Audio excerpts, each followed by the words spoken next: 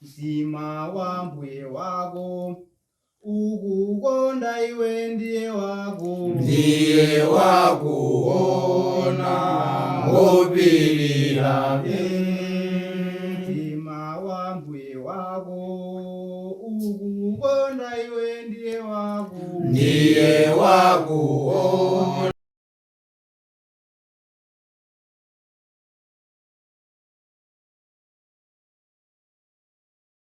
Tikulandireninso ku programu yathu ino pamene timakhala tikuona maphunziro osiyanasiyana kuchokera ku buku lathu lopatulika.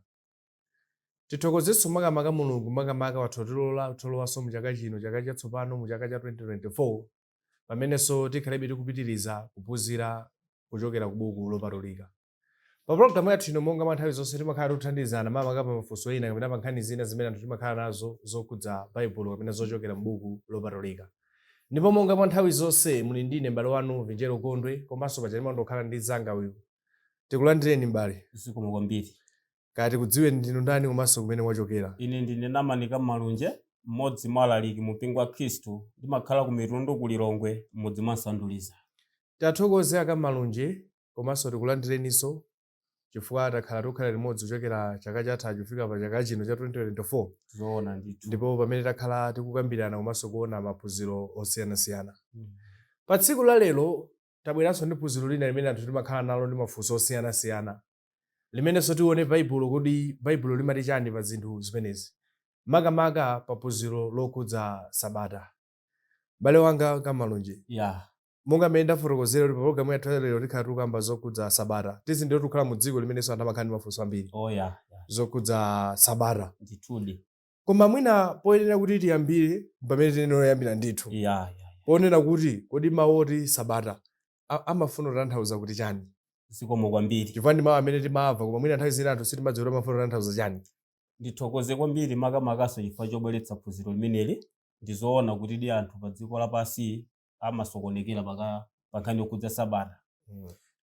Mafunsafunso lakuti mawu kuti Sabata amatanthauzanji. Mawu amenewa amapezeka m'Baibulo lathu, ndi mawu amene adachokera ku chilankhulo cha anzathu Aheberi, ndipo pa chichewa chathu amatanthauza mpumulo.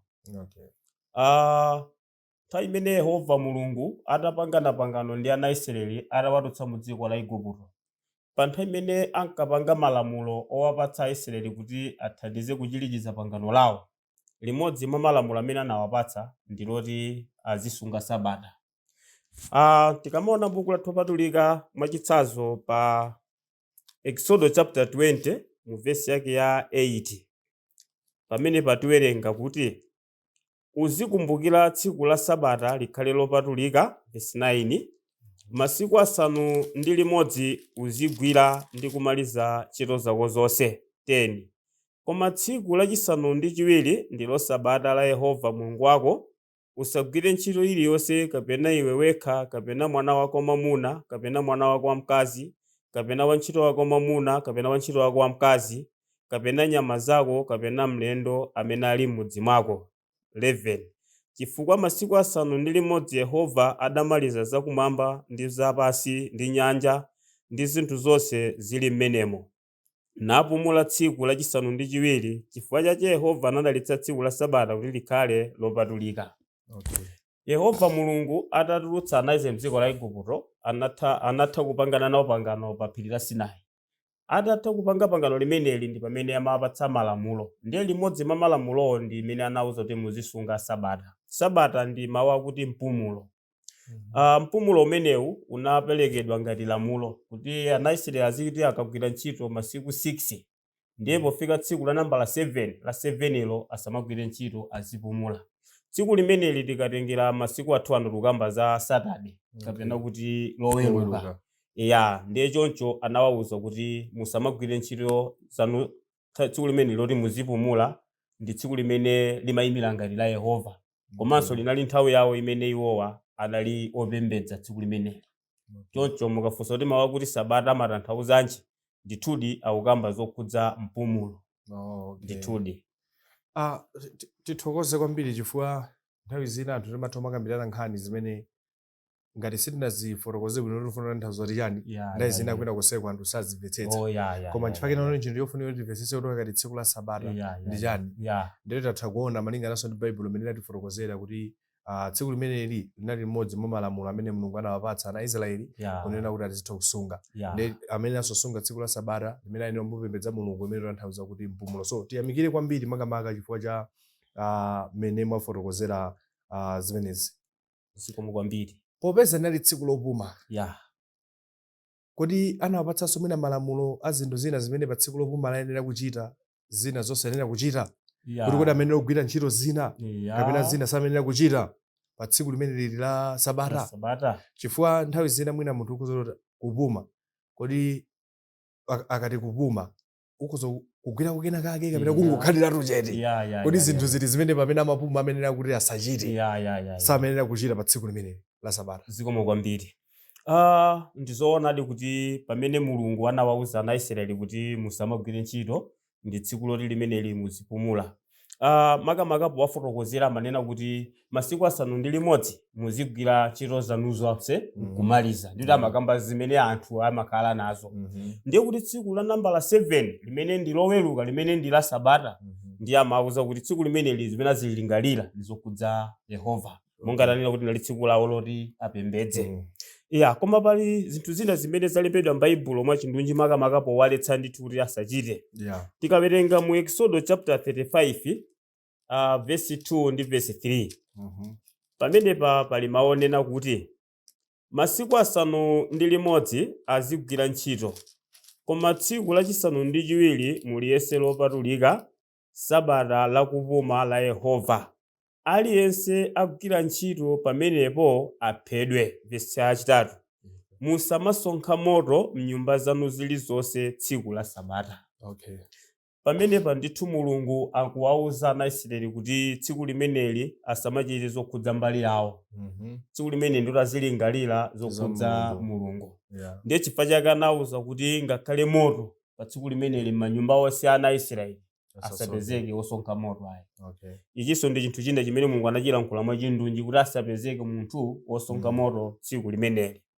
Komanso tikaona m'buku ili la Nehemiya chapter 13 mu verse yake ya Nehemiya chapter 13 verse yake ya 19 ndi 20 pamenepa pali mawu kuti ndipo kunali kukadayamba chizilezile pa chipata cha Yehova losafika sabata ndinawawuza atseke pa makomo ndinawawuzanso kuti asatsegulepo koma litapita sabata ndipo ndinayimika nyamatanga ena pa zipata kuti pasalowe katundu dzuwa la sabata.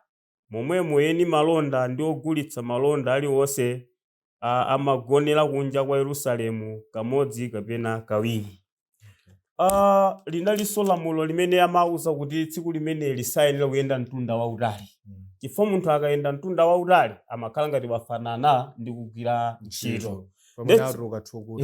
Choncho ndiye pa chifukwa chimenechi mulungu anawaletsa kuti asamayende mtunda wautali. Ndiye powafotokozeranso pamenepa akunena kuti sindufuna kuti ngakhale muzinda uja wa Yerusalemu kuti anthu abweretsemo katundu ngati wa bizinesi komanso Aisraeli asatuluke kupita kunja. Nthawi imene yongokhala ndithu ndi nthawi yawo yoti alingalire kwambiri zokhudza mulungu ndithu. Choncho izi ndi zina mwa zimene mulungu adawawuza ana Israeli kuti tsiku la sabata ayenera kuti asachite. N'chifukwa chake Yesu uja pamene anabwera pa Mateyu 24 verse 15 amadziwa kuti paja anawapatsidwa lamulo yawo kuti tsiku la sabata ndi tsiku losayenda mtunda wautali. Ndiye chifukwa chake muja amalosera za kuwonongedwa kwa mzinda wa Yerusalemu pa Mateyu 24 verse 15 anawira kuti mukadzaona chonyansa chakupululutsa chimene chidanidwa ndi mneneri Danieli chitayima pa malo oyera amene awerenga kalatayi azindikire. Ndipo ngati zimene zidzachitika uli ku Yudeya uthawira ku mapiri ndipo ngati uli pa tsinjo la nyumba usatsike kukatenga za nyumba ungotsika kumatani kumathawa. Koma pemphererani kuti sadzakhale nyengo yachisanu komanso pasadzakhale pa sabata. Chimene amanenera Yesu amadziwa kuti paja tsiku la sabata ngati kudzabwere nkhondo padzafunika anthu athawe. Ndiye pothawa adzapita kutali. Ndiye paja alinde lamulo loti osapita kutali. Ndiye chifukwa chake choncho izi ndi zina zimene Yesu akutsimikizira ndithu kuti paja anzathu awa anapatsidwa lamulo limene loti asamayende mtunda wautali, asamasonkhe moto, ndi tsiku ndithu loti azipumula ku zinthu zawo koma zilingalira zokhudza Mulungu. Mene mafotokozeramo tinaona pa buku la Exodus chapter 35 imene iwerenga ija verse yake ya 2 ndi verse yake ya 3 afotokozapo kuti munthu amene waphwanya Sabata amene akuphedwa komanso afotokozapo za moto. Ndi chinthu china chimene mwina nthawi zina anthu amene tikozonena kuti tifuna kusunga Sabata koma azathu anakuza kuti tsiku la Sabata amene osunga samene osunkha moto. Ndeti pamene munthu anena kuti asunga Sabata koma kukapanga zonse mphana zimene Sabata ikulamulira ndeti Sabata chasakulisunga. Zimene mwina nthawi zina timaona anthu osiyanasiyana muri ife timasunga Sabata koma ndoti kuti malamulo ena amene ogwirizana ndi Sabatawa zili motani. Ndeti kapezera anthu aja sakusunga ndeti chimodzimodzi munthu oti sakusunga Sabata. Komanso chinanso nchokhudza mwina anthu ena amene sanazidziwe bwino zokhudza ana Israeli kalekale ndizosiyana ndi masiku ano. Munawerenga buku la Nehemiya lija kalekale azathu amakhala mu mzinda umodzi ora amatseka gate chifukwa akamba zimene ziyazo kuti asatuluke munthu kapena asalowe wamalonda kachani.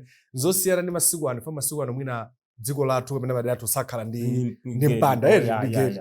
Ndi anthu ayenera kumvetsetsa kuti kodi akamati kululuka kulowa amatanthauza kuti azathu aja pamanga mipanda zosiyana mwina ndi mmene zili pano. So tiyamikire kwambiri chifukwa chonena kuti mwatithandizirapo kuti tomvetsetsa kuti pa tsiku la Sabata pali zinthu zina zimene samene ochita ndipo amene amachita zimenezo amene ophedwa chifukwa waphwanya lamulo la Mulungu. So tiyamikire kwambiri makamaka potithandiziraponso pa nkhani imeneyo. Tsopano ife pano zokhudza tsiku limeneli la Sabata imatikhudza bwanji? Zikomo kwambiri. Chifukwa tukamba makamba za ana Israeli koma ife sifa Israeli.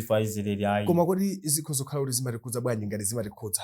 Ndipo ngati sizilikhudza somotani? Zikomo kwambiri. Makamaka pa nkhani yokhudzana ndi kusunga Sabata silikhudza ife.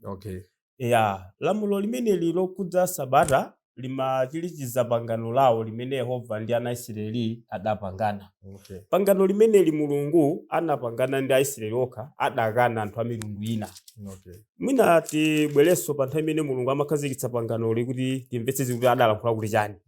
Mu Exodus chapter 19 verse yake ya 5 kuti ndipo tsopano ngati mudzamvera mawu anga ndithu ndi kusunga pangano changa ndidzakuyesani chuma changa chapadera koposa mitundu yonse ya anthu pakuti dziko lonse lapansi ndi langa. Pamene pa Yehova kumupatsa mawu Mose kuti apite pa mafuko 12 ana wa Israeli. Mwina ndikudwala musanafotokoze mukozowerenga verse 1 ya chapter chimene chocho kuti mwina atimvetsetse bwino kuti kodi amakamba ndi ndani. Chabwino. Exodus chapter 19 mwezi wachitatu anatuluka ana a Israeli mdziko la Igupto tsiku lomwelo analowa mchipululu cha Sinai. Zimene fototanthauza choti zimene zikukambidwa papazi zoti akamba ndi ana Israeli amene akuchoka ku Egypt kupita ku Kanaani. So mukozopitiriza ndimangofuna kuti timvetsetse kuti kukamba za ndani. Zikomo kwambiri. Ndipo tsopano ngati mudzamvera mawu anga ndithu ndi kusunga pangano changa ndidzakuyesani chuma changa chapadera koposa mitundu yonse ya anthu pakuti dziko lonse lapansi ndi langa. Mulungu akumuza Mose kuti umtengere mawu awa ndiye ukasonkhanitsa akuluakulu pa mafuko 12 ana wa Israeli. Ndi ukanene kuti Yehova unena kuti ngati tikhala m'mawu ake ndi kusunga pangano chake adzatiyese chuma chake chapadera kosiyana ndi mitundu ina. Choncho pangano limeneli Mulungu pa dziko lonse lapansi anapangana ndi ana Israeli okha. Choncho nchifukwa malamulo awa amapereka kwa ana a Israeli kuti tsono achilikize pangano lawo lija. Ndiye limodzi mwa malamulo ndimene tikambira naye lokhudza kuti asunge Sabata. Tikaonanso mu Ezekiel chapter 20 verse yake 12 amanena kuti Sabata inali chizindikiro pakati pa Mulungu ndi ana Israeli. Choncho chifukwa cha mabuku amenewa ndithu titsimikize kuti Sabata imene imakhudza iwo ana Israeli osati ife. Ndithudi. Apopo pamene pali pofunikira ifa chonena kuti nthawi zina zinthu zina ngati sozimvetsetsa kuti zimapita kwa ndani. Nthawi zina umakaona ngati zipita kwa iwe zipita kwa zipita kwa wina aliyense pamene apa kufotokoza ndi tunali pangano limene Mulungu ndi ana a Israeli posafananiza mitundu ina imene inalipo. Zimene zotanthauza ndithu kuti zimenezi sizokhudza ife zimakhudza ana a Israeli. Pamene tupitirizabe mafunso salephera ndithu anthu timakhala nawo mafunso kuti timvetsetse ndithu. Munthu akhoza kufunsa kuti popeza sizimakudza ife koma kodi pangano la chilamulo lilipo lero linanga mwina ziko zotheka kuti sizimakudza ife koma alipo Aisraeli amene alinosunga kodi tinene kuti lamulo pangano limene lilipo ndithu lugwira ntchito. Ndifunso lofunika kwambiri limeneli. Pangano lokhudza chilamulo litakhazikitsidwa kuchokera pa phiri la Sinai, limene lilakhala likugwira ntchito kudzalekeza tsiku limene Yesu amafa pa mtanda. Yesu atabwera adadzapeza pangano limene lilipo. Tikamawerenga m'buku la Mateyu chapter 5 mu verse yake ya 17, pamene pa Yesu akulankhula maoti pa verse ya 17, musaganize kuti ndinadza ine kudzapasula chilamulo kapena aneneri, sindinadza kupasula koma kukwaniritsa. Yesu anabadwa pansi pa chilamulo cha Mose. Ali pansi pa chilamulo cha Mose ndi pamene amalankhula mawu awa kuti ine sindinabwere kudzapasula chilamulo kapena aneneri, koma cholinga chobwera kwanga ndabwera kudzakwaniritsa. Tsono tikatukwaniritsa mwina panga khalifunso kuti kukwaniritsa ndi kutani? Kukwaniritsa ndi kufikitsa chinthu pa mapeto. Mwachitsanzo kuti inu mwandilemba ine ganyu, mwina tapita kankumunda kaya malo wanji ndiye talemba ndime. Pamene pa mukhozo panga ndama zingati ndine ndikunena kuti pamene pa 30,000 atachotsera naye 25 talimani. Ndiye ine ndayamba kulima inu mwanyamuka kupita ku nyumba. Ndiye chakumadzulo ndiye ndikakupezeni kuti ndakwaniritsa. Nkadzakuza kuti ndakwaniritsa ndikufuna kutanthauza kuti paja tinagwirizana paja natani ndamaliza. Ndiye kukwaniritsa kumeneko. Kapena ngati sipangamvetse potero kwa omvera, mnyamata ndi tsikana akhoza kutola mbeta ena amati chinkhoswe lero ndalonjezana kuti adzatani adzakwatirana. Ndiye kuti mnyamata akakhala mokhulupirika tsikana nakhala okhulupirika awudikirirana kuti adzatani adzakwatirana. Ndiye likadzakwana tsiku loti anthu adzitsopano atani akwatirana, ndiye kuti zichanalonjezana zichazatani zakwaniritsidwa. Ndiye Yesu amafuna kunena kuti pamene ndabwera ine ndifuna kudzalozera pangano la chilamulo pothera. Ndiye chimene amafuna kunena. Moti pamene Yesu amafa pa mtanda adalankhula mawu akuti kwatha. Mawu akuti kwatha amene Yesu adalankhula pamene amafa pa mtanda amafuna kutanthauza kuti pangano la chilamulo lija lafika potani apa pothera. Zimenetu Paulo amalangiza akhristu awa kwa Galatiya pa Galatiya chapter 3 mu verse yake ya 24 ndi 25. Pamene pakuti momwemo chilamulo chinakhala namkungwi wathu wakutifikitsa kwa Khristu kuti tikayesedwe olungama ndi chikhulupiriro. 25. Koma popeza chadza chikhulupiriro sitikhalanso mvera namkungwi. Akuti pangano la chilamulo lija linayikika ngati namkungwi otilondolera kwa ndani? Kwa Khristu. Ndiye tinkakhala pambuyo pa chilamulo kuti chikatilondolere nukatifikitsa kwa ndani? Kwa Khristu. Ndiye unena kuti popeza tsopano Khristu watani wafika, ndiye kuti tsopano sitikhalanso mvera chani? Namkungwi kapena kuti chilamulo. Chifukwa tsopano pangano la chilamulo Yesu chidatilozera kwake ndani? Kwa Khristu Yesu. Choncho pamene amafa Yesu pa mtanda amakwaniritsa chilamulo kapena kuchifikitsa potani? Pothera. Choncho mukafunsa kuti kodi pangano la chilamulo lilipo lero, yankhulo kuti ayi pangano limene lija lero silili nalo. Ndithudi mthunkulu. Pamene mumafotokoza zimenezi zinadzandikumbutsanso fundo ina imene mwina inde pa maphunziro athu ambuyo mutinayidza ikambapo.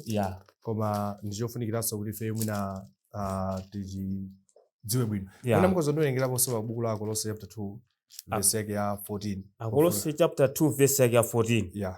Adatha kutifafanizira chapa ifecho cholembedwa mu zoyikikazo chimene chinali chotsutsana nafe, ndipo anachichotsera pakatipo ndi kuchikhomera ichi pa mtanda. Amafuna kunena kuti chani Paulo apa? Tikumbukire kunena kuti Paulo zimene mafotokoza kuja kunena kuti Yesu atakhomedwa pa mtanda lamulo la Mose linatha, kuphatikizapo kusunga Sabata. Ndi chifukwa Paulo amene amalembera Khristu ako Akolosa kwawuzanso chiti chimodzimodzi kuti chinakhomedwa pa mtanda zinatani? Zinatha. Ndiye tanthauza kuti munthu sanganene kuti ndisungabe lamulo la Mose pamene Yesu akunena kuti ndakwaniritsa chilamulo chinatha ntchito ntchito panopa chilibe ichi. Chinanso chimene ufuna kuonjezerapo kwambiri nchonena kuti nthawi zina anthu tikamaliona baibulo lathu tidziliona kuti inde tili ndi zipangano ziwiri, chakale ndi chatsopano. Koma nthawi zinanso zitiona kuti m'baibulo muli nthawi zitatu. Ndi nthawi zina ngati nthawi zimene zisiri zoona timakumana ndi mavuto amenewo. Timadziwa baibulo limatipatsa nthawi zitatu, pali nthawi yoyamba ya makolo kuchokera pamene Adamu ndi Hava ali munda muja ukafika pamene lamulo la Mose laperekedwa pa phiri la Sinai. Ndipo kuti nthawi imeneyi amene amapembedzera munali mosiyana. Lamulo la Mose litabwera ndoti Yesu akubadwa ali pansi pa chilamulo Mose, nkufika kuti Yesu akhomedwa pa mtanda tsopano.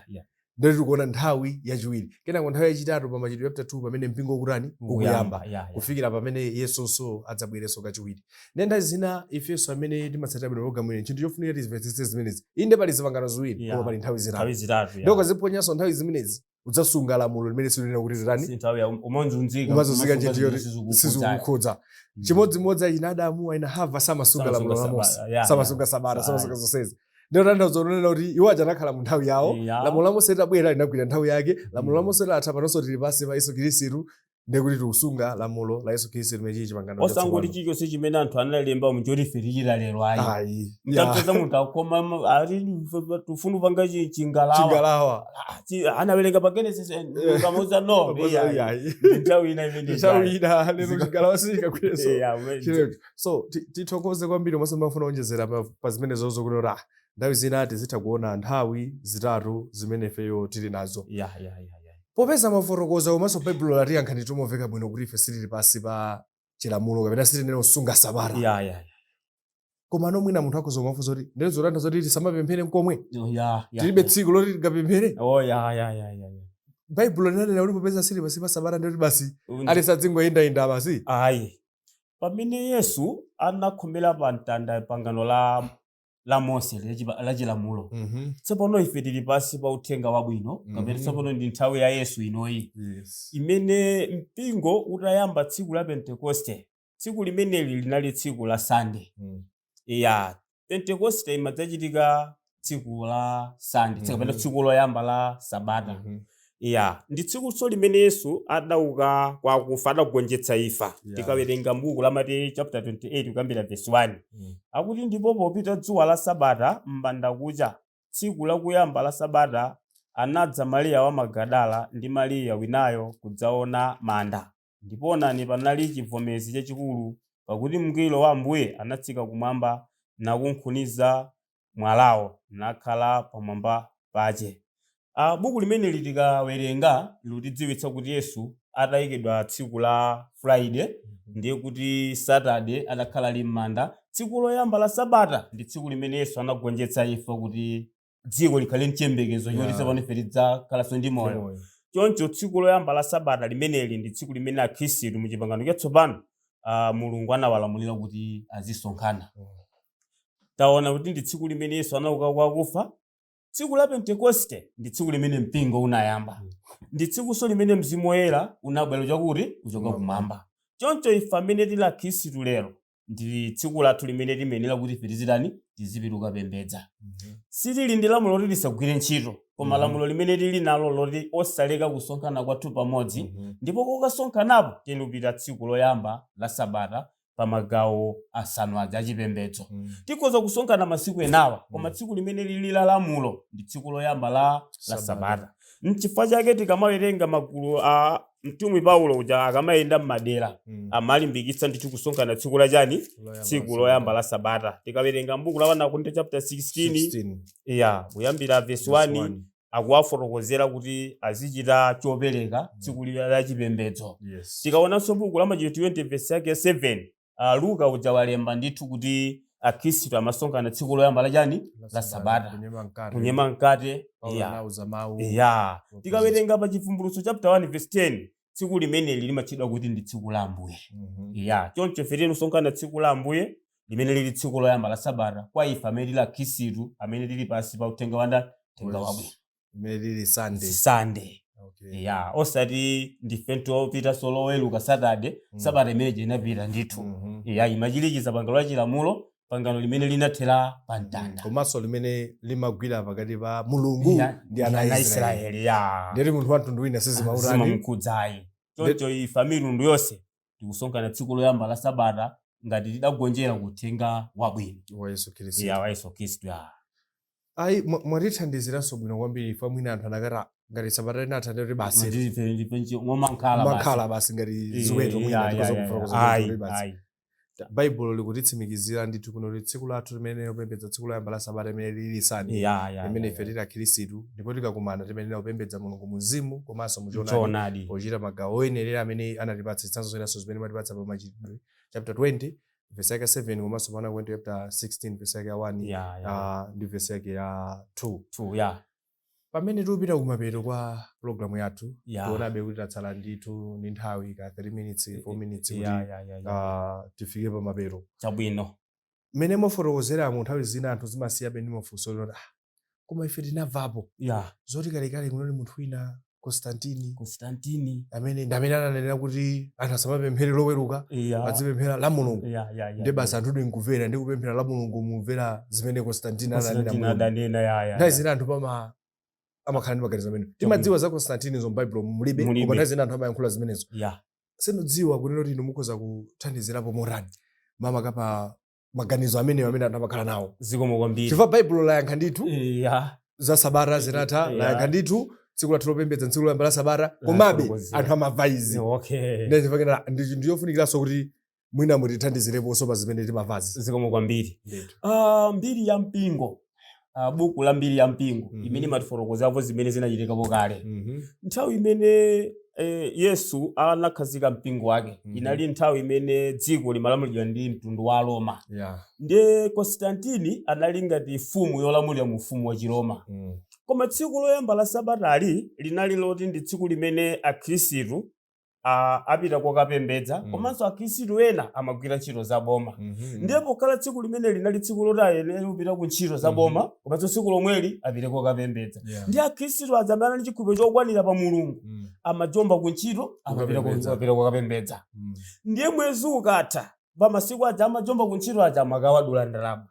Ndiye pa chifukwa chimenechi mfumu Constantine zimene adachita chifukwa chowakonda Akhristu. Akhristu ambiri akhulupirira Mulungu ndipo tsiku limene akupembedza ndi tsiku loyamba la Sabata.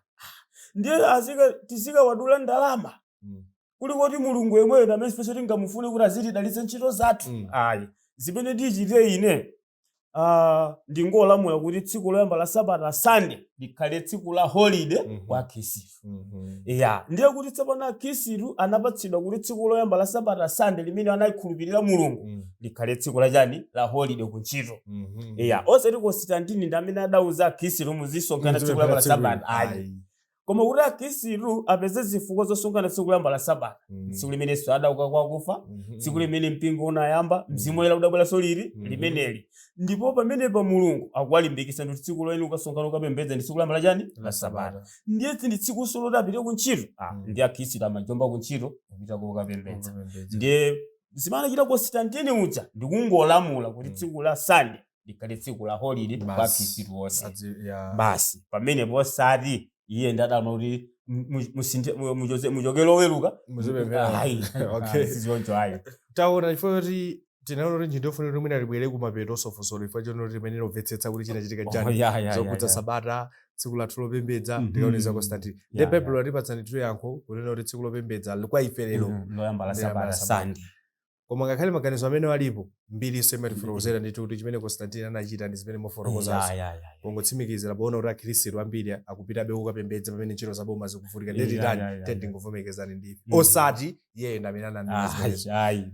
Omvera ndikhulupirira kuti tayitsatira bwino mwatiyankha mafunso ambiri mwatithandiza kwambiri komabe imene inakhozokanso ndi mafunso obena okudza phunziro limeneli komanso maphunziro ena amene timakhala ochokera buku lopatulika tipezeni manambala amene tipereke kumapeto tidzakuthandizirani komanso mwina mukhozokhaso ndi phunziro limene mukhozofuna kuti lidzatha kubwera pano pa programu yathu ino nambalanso ndi yomweyo tipezeni tidziwitseni tidzatha kupanganso phunziro logwirizana ndi funso limene inu mungathe kufunsa.